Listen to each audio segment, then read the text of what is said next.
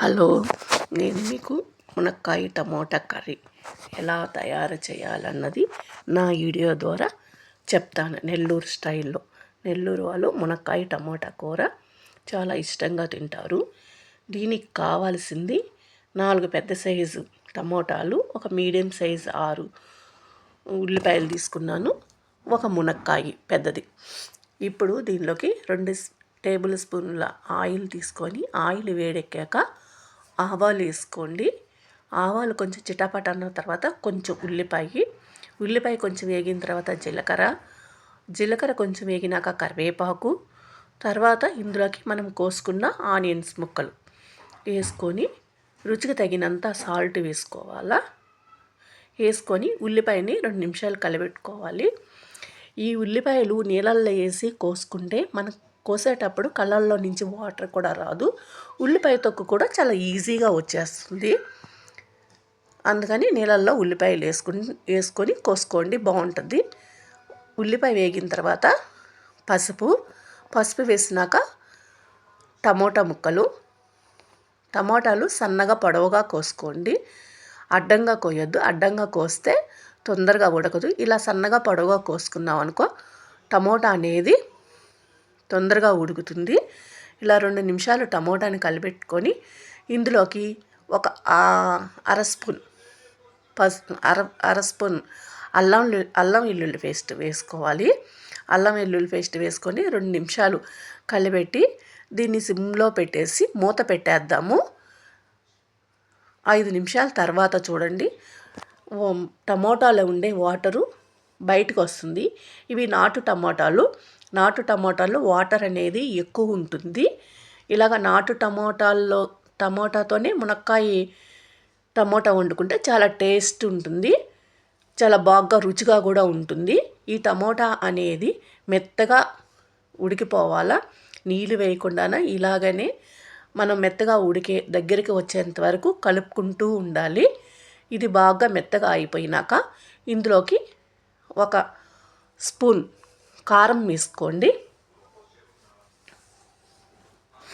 ఇప్పుడు ఇందాక మనం చెప్పాను కదా మునక్కాయ ముక్కలు, ఆ మునక్కాయ ముక్కలు ఇందులో వేసుకోవాలా. మునక్కాయ ముక్కలు వేసేసుకున్నాక కొంతసేపు 2 నిమిషాలు మునక్కాయలు ఆ కారం కొంచెం వేడి అయ్యేంత వరకు కలుపుకొని 1 గ్లాస్ వాటర్ వేసుకోండి. కొంచెం దీనికి వాటర్ ఎక్కువే పడుతుంది, ఎందుకంటే మునక్కాయ అది నాటు మునక్కాయ. ఆ మునక్కాయ కొంచెం ఉడకడానికి, కొన్ని హైబ్రిడ్ మునక్కాయలు ఉంటాయి, అప్పుడు వాటికి కొంచెం వాటర్ తక్కువ వేసుకోవాలి, అవి తొందరగా ఉడికిపోతాయి. ఇప్పుడు మనం దీనిలో ఉప్పు కారం చూసి వేసుకోవచ్చు. నాకైతే కొంచెం ఉప్పు తగ్గింది, కారం సరిపోయింది. నేను ఉప్పు అయితే వేస్తున్నాను. ఈ టమోటా కొంచెం పులుపు కూడా వస్తుంది. ఈ టమోటా అలాగా కొంచెం పుల్లంగా కొంచెం కారంగా ఉంటుంది ఈ మునక్కాయ టమోటా కర్రీ. దీనిలో చింతపండు అయితే వెయ్యం మనము. ఒక 5 నిమిషాలు మూత పెట్టేద్దాము. ఇప్పుడు ధనియాల పొడి ఎలా తయారు చేసుకోవాలో చూద్దాము. ఒక 4 స్పూన్లు ధనియాలు, నేను 4 స్పూన్లు ధనియాలు తీసుకున్నాను. ఇలాగ చిన్న మంట మీద ఎర్రగా వచ్చేంత వరకు వేపుకోవాలి. ధనియాలని మనం ఇలా ఎర్రగా వచ్చేంత వరకు వేపుకొని దీనిలో 1 స్పూన్ జీలకర్ర వేసుకోండి. నేను 4 స్పూన్లు ధనియాలు తీసుకున్నాను. 1 స్పూన్ జీలకర్ర వేసుకొని స్టవ్ ఆపేసేయండి. ఎందుకనంటే ఆ వేడికి ఆ జీలకర్ర అనేది వేగిపోతుంది. జీలకర్ర ఎక్కువ వేగితే బాగుండదు. చల్లారినాక దీనికి మిక్సీ పట్టుకోవాలా. ఈ పొడి 2-3 నెలలు చెడిపోదు. వెజ్ కర్రీలోకి ఈ పొడి చాలా బాగుంటుంది. బయట కొనే పొడి కన్నా ఇది చాలా బాగుంటుంది. ఇలా చేసి పెట్టుకోండి మీరు పొడిని. ఇప్పుడు కూర ఉడికిందేమో చూద్దాము. కూర అయితే ఉడకలా, నీళ్ళుగా ఉంది చూడండి. అలా నీళ్ళుగా ఉండకూడదు కూర. మునక్కాయ కూడా ఉడకలేదు, చెప్పాను కదా అవి నాటు మునక్కాయలు, ఉడకడానికి టైం పడుతుందని చెప్పేసి. ఇప్పుడు ఇంకొక 5 నిమిషాలు ఉంచుదాము మనము. ఇలా మనం కలుపుకొని ఇప్పుడు ఇందులోకి ధనియాల పొడి అనేది కొంచెం వేసుకోండి. మనం కూరను పట్టి మనం ధనియాల పొడి అనేది వేసుకోవాలా. ఇప్పుడు కొంచెం ధనియాల పొడి సరిపోతుంది, ఎక్కువ వేసుకోవద్దు.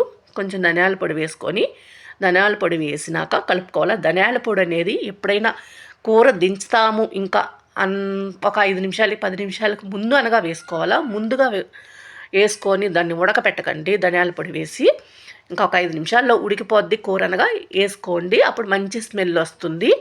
చూడండి కూర అయితే నాకు మంచి స్మెల్ వచ్చేస్తుంది. ఆ ధనియాల పొడి వాసన, ఈ టమోటా మునక్కాయ ఉడుకుతున్న వాసన, చాలా మంచి వాసన అయితే వస్తుంది నాకు.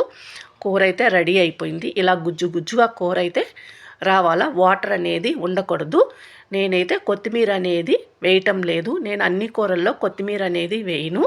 ఈ మునక్కాయ టమోటా కూరకి కొత్తిమీర అవసరం లేదు. నా వీడియోకి ఒక లైక్ ఇవ్వండి.